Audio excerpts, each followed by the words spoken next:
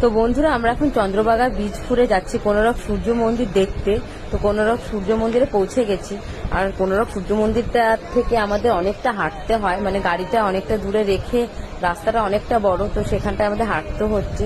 আর প্রচন্ড গরম আর প্রচন্ড রোদ আছে, যদিও ছাতা নিয়েছি কিন্তু ছাতাতেও কাজ হচ্ছে না, এতটাই গরম।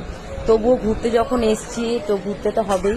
এদিকে আমার মেয়েকেও ওর মাম চুলটুল বেঁধে দিয়েছে, তো আমরাও এখন আমাদের সাথে হেঁটে হেঁটে মন্দিরের দিকে যাচ্ছে। তো আমরা মন্দিরের দিকে চলে এসেছি।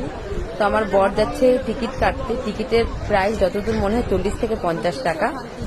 তো এদিকে আমার বোন আবার ওকে, মানে আমার মেয়েকে চুল বেঁধে দিচ্ছে, ওর পছন্দ হয়নি একটা চুল বেঁধে দিয়েছে বলে।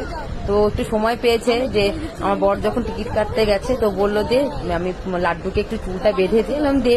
তো বসে বসে চুলই বেঁধে দিচ্ছিল। আর আমার বর গেছিল টিকিট কাটতে। তার মাঝখানে আমার মেয়ে একটু সাজুগুজুও হয়ে গেল। তো এর মাঝখানে এখন আমরা যাব হচ্ছে মন্দিরের ভেতরে ঢুকবো। আর একটু শান্তি পেয়েছি, একটু গাছের নিচে বসেছি বলে খুব ছায়া আছে, তো একটু ভালো লাগছে। এই যে মাম সাজিয়ে দিচ্ছে না তোমাকে।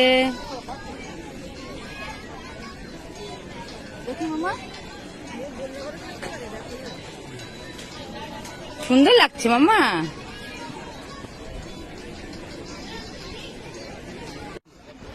তো আমার বড় টিকিট কাটা হয়ে গেছে, তো আমরা এখন মন্দিরের ভেতরে ঢুকবো।